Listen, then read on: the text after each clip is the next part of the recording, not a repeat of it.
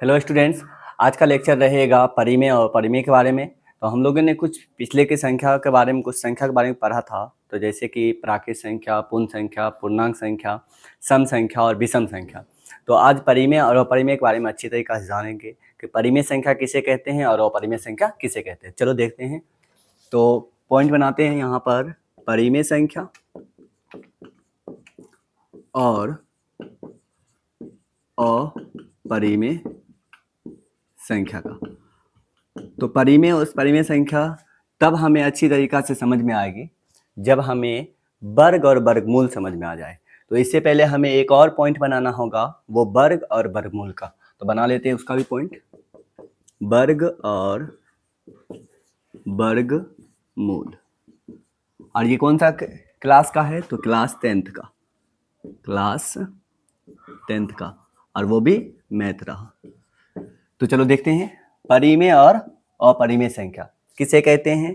और इससे पहले क्या बताएं कि वर्ग और वर्गमूल के बारे में जाने। ये बहुत इजी है और हम लोग इसके बारे में पहले पढ़ भी चुके हैं। तो देखना कि जैसे कि क्या याद करना है इसमें, जैसे कि एक का वर्ग क्या होता है। एक का वर्ग का मतलब होता है एक गुना एक। एक का स्क्वायर, एक का स्क्वायर कितना होता है? एक गुना एक, एक होगा। दो का वर्ग कितना होगा? तो दो का वर्ग दो गुना दो, दो दूना चार। तीन का वर्ग होगा तीन गुना तीन, तीन तिहाई नौ।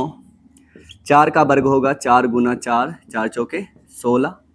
पाँच का वर्ग होगा पाँच गुना पाँच, पच्चे 25। और छः का वर्ग होगा छः गुना छः, छः छाए का 36। सात का वर्ग सात गुना सात, सात सते 49। आठ का वर्ग होगा आठ गुना आठ, आठ अठी 64। नौ का वर्ग होगा नौ गुना नौ, नौ नमा 81। 10 का वर्ग होगा 10 गुना 10, 10 दाही का 100। ये कट भी रहा है ये ना, ठीक है। अब यहाँ देखना है कि 10 तक तो हो गया। अब 11 देखना है। 11 का वर्ग होगा 11 गुना 11, 121। 12 का वर्ग होगा 12 गुना 12, 144। 13 का वर्ग स्क्वायर होगा 13 गुना 13, 169। 14 का स्क्वायर हुआ 14 गुना 14, 196। 15 का स्क्वायर हुआ 15 गुना 15, 225। 16 का स्क्वायर हुआ 16 गुना 16, 256।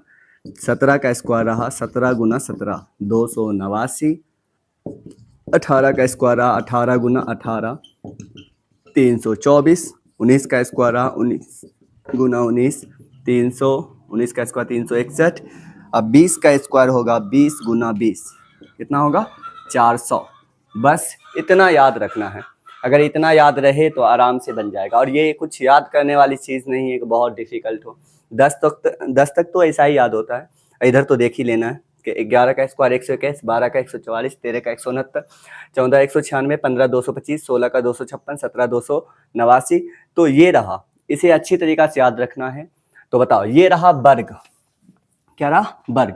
तो किसी भी संख्या का वर्ग का मतलब होता है कि उसको उसी संख्या से गुना करो और आंसर लिख दो। बताना, एक का वर्ग पूछा जाए तो एक बताएंगे, दो का वर्ग पूछा जाए तो चार बताएंगे, तीन का वर्ग पूछा जाए तो 9 बताएंगे, चार का वर्ग पूछा जाए तो 16 बताएंगे, पाँच का वर्ग पूछा जाए तो 25 बताएंगे, 6 का 36, 7 सते 49, 8 अठी 64, 9 नमा 81, 10 दाई का 100। फिर 11 का स्क्वायर 121, 12 144, 13 169, 14 196, 15 225, 16 256, 17 289, 18 324, 19 361, 20 400। तो ये हो गया पूरा अच्छी तरीका से वर्ग। अब जब वर्ग याद हो जाए तो वर्गमूल कैसे निकालेंगे? देखना, जैसे कि एक का वर्ग क्या होता है? एक का वर्ग एक। दो का वर्ग क्या होता है? तो दो दूना चार।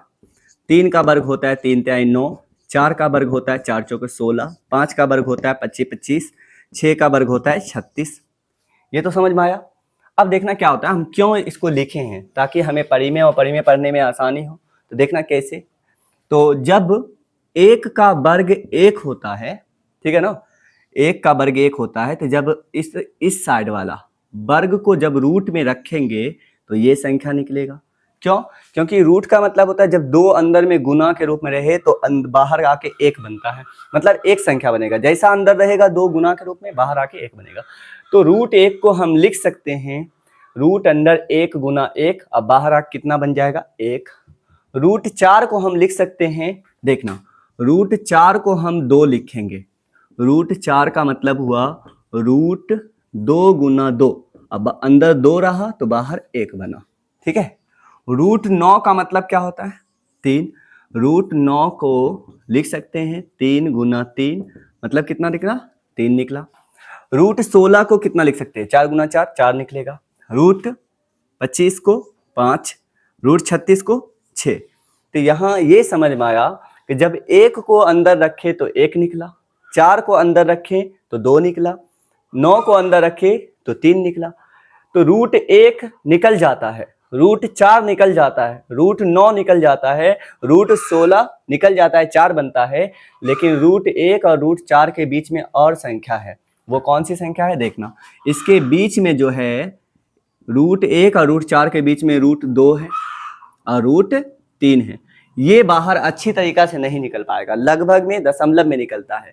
तो जो रूट के अंदर से अच्छी तरीका से नहीं निकला उसे हम लोग कहते हैं अपरिमेय संख्या। याद रखना है, जो रूट के अंदर से अच्छी तरीका से नहीं निकला मतलब रूट के अंदर फंस जाता है तो उसे अपरिमेय संख्या कहते हैं। तो बताना रूट 1 निकला 1 में, 4 निकला 2 में, तो रूट के अंदर जो यहाँ पे और संख्या बचता है रूट 2 और रूट 3, ये हो जाता है अपरिमेय संख्या। फिर बताना इसके बीच में कौन कौन सा होगा। 4 के बीच में रूट 5, रूट 6, रूट 7 और रूट 8। तो ये जो चारों संख्या है रूट 5, रूट 6, रूट 7, रूट 8, ये अच्छी तरीका से रूट से बाहर नहीं निकल पाएगा, तो ये कौन सी संख्या रहा अपरिमेय संख्या। फिर देखना यहाँ पर देखते हैं 9 और 16 के बीच में root 10, root 11, root 12, root 13, root 14 और रूट 15।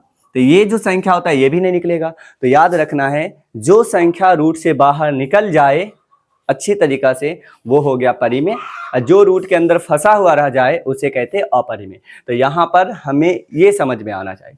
तो बताना जब 1 का स्क्वायर 1 होता है, 2 का स्क्वायर 4 होता है, 3 का स्क्वायर 9 होता है, 4 का स्क्वायर 16 होता है, तो 16 बाहर आके 4 बन सकता है, 9 बाहर आके 3 बन सकता है, अब 25 बाहर आके 5 बन जाएगा। तो बताना 25 से पहले जो 24, 28, 22 है ना, और 21 और कितना 20 और 19, 18, 17, ये सब क्या है, ये सब नहीं निकल पाएगा, तो अपरिमेय संख्या रहा। फिर बताना इसके बीच में और देखना, जैसे रूट 49 के बाद रूट 50, 51, 52, 53, 54, 55, 56, 57 सब अपरिमेय संख्या। तो जो संख्या रूट से बाहर निकल जाए परिमेय, और जो रूट से बाहर नहीं निकला वो अपरिमेय हो गया। तो हमें यहाँ से ये सीख लेना है। अब ये नहीं कि वर्ग और वर्गमूल का क्वेश्चन बनाए, ऐसा नहीं है, ये सब 7th 8th 6th में होगा, ठीक है।